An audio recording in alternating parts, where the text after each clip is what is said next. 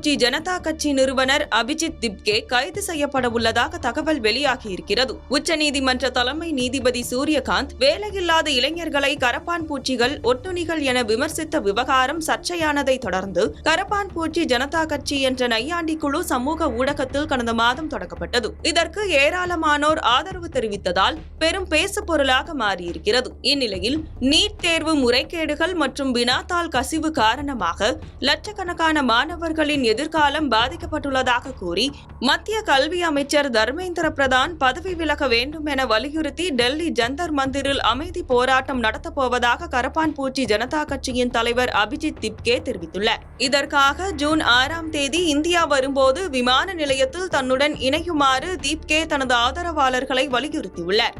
சனிக்கிழமை காலையில் டெல்லிக்கு வரும்போது தயவு செய்து விமான நிலையத்தில் தன்னுடன் இணையுங்கள் என வேண்டுகோள் விடுத்துள்ளார்.